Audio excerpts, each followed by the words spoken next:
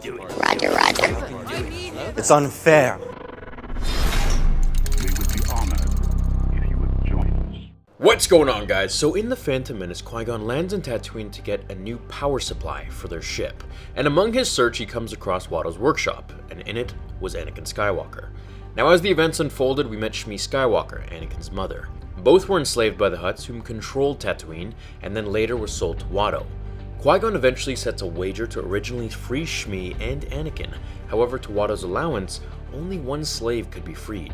So why didn't Qui-Gon do whatever he could to bring back Anakin and his mother to Coruscant? Besides plot armor to focus on just Anakin's story, there are a few reasons to this that I've come up with. The first being that he had to focus on his main three missions in hierarchical order. The first being to ensure safety of Queen Amidala, the second to grab the T-14 hyperdrive generator, and the third was when he came across Anakin, which he believed the encounter was the will of the Force. Shmi was really his last priority. Now, with the art of negotiation, you always usually start out with the things that you don't want, but pretend as if you really do, so that in the end, you haggle down to the filtered and finer things that you can't part with. Qui-Gon never really cared to free Shmi. He knew attachments were forbidden and they must be severed if started. He was merely using this as a negotiation tactic with Watto, saying that, okay, well, if I can't have both, then at least just give me one slave.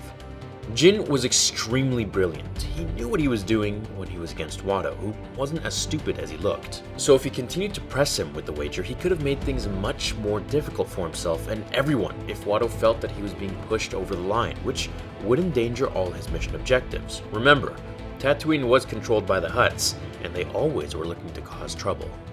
I do wonder if the Force would have warned him or not about leaving Shmi, and that it may cause major conflict in Anakin later in the future. I believe fully if Qui-Gon really wanted to free Shmi, he could have in some way or another. However, he simply gave up as soon as Watto gave him his ultimatum, which is exactly what he wanted. We know Anakin's mom was sold to Cliegg Lars, her later husband, so she could have been bought, and if Qui-Gon would use his Jedi powers to obtain enough credits in case he didn't have them, he could have bought her freedom and taken her with them. She was just going to slow them all down anyways, and Qui-Gon knew that. He knew the will of the Force guided him there for the boy, so he did his duty, to take Anakin and embark him on this journey as a Jedi, and the rest is history as we know it.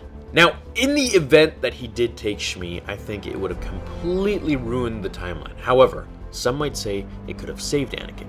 I'm kind of divided between the two. I think that Anakin would have been much more attached to his mother, and Palpatine would have known this, and he would have maybe had Dooku kidnap her or kill her in front of him or something like that, and it would have caused Anakin to go into a fit of rage. And in doing so, I'm sure the Jedi would have stopped him in some sort of way, shape, or form, and this would have just fueled Anakin's fire even more, turning him to the dark side even faster, and with much more anger. Kind of like my What If Darth Maul Trained Anakin fanfiction, which was like one of my first ones that I ever made on the channel, and I still love that one. I want to go back and redo it one day.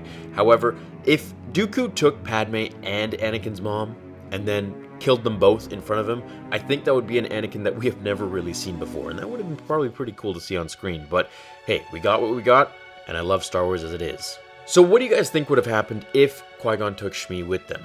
Should he have, or should he have just left it the way it was? I think that he made the right decision in the end, although, if he did take her, he would have bypassed Anakin turning to the dark side when he killed the Sand People. But then again, like I just said, it might have happened a little sooner or later with Dooku stealing her. However, not being able to save his mother is what resulted in his obsession with saving people from dying. But in the end, Anakin did bring peace to the galaxy.